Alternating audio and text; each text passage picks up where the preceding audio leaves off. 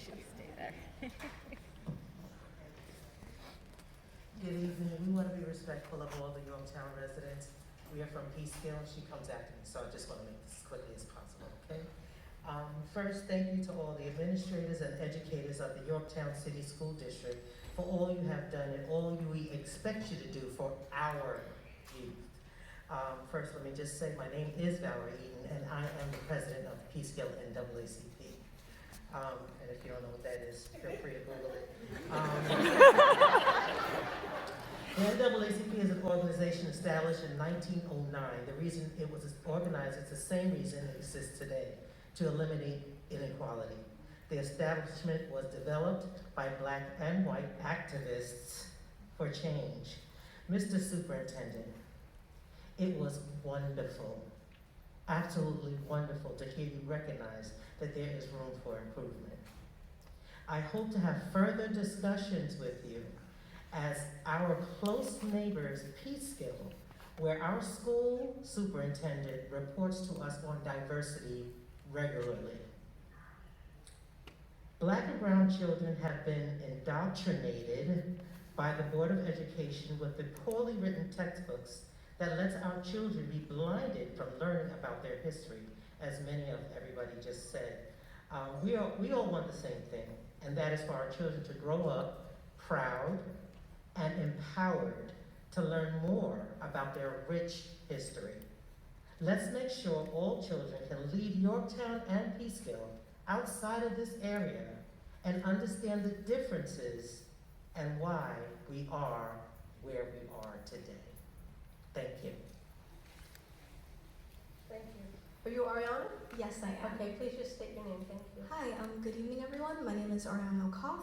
I'm from Peekskill. I'm a rising sophomore. I'm the vice president of both my class and of the youth NAACP of Peekskill. There's much that I can't say that I don't already concur with. And while I'm not of the school district, I do want to offer my experience to offer further perspective. I'm 15 years old and the child of immigrants turned U.S. citizen. There is a sort of pride that one must have to abandon everything that they know, both their families, to come to a nation and start afresh. My mother gave me an opportunity, and that opportunity is not the same to other children. There's struggles that I have to go through. I have to change my vernacular daily to make sure that I'm heard. I have to make sure that if I'm the only Black person in the room, I have to be respectful. Well, obviously I have to be respectful, but I have to be everything and more than my own counterpart. So going this to say, Mr. Superintendent, you said that this pandemic was tough for students. But statistically, this pandemic was unproportionately affected Black people. We saw, all of us, last June, the trepidation, the unrest, how Black people were beaten black and blue. And the reason why I joined the NAACP was because of my AP World History teacher, who taught me that Africans, we were kings and queens.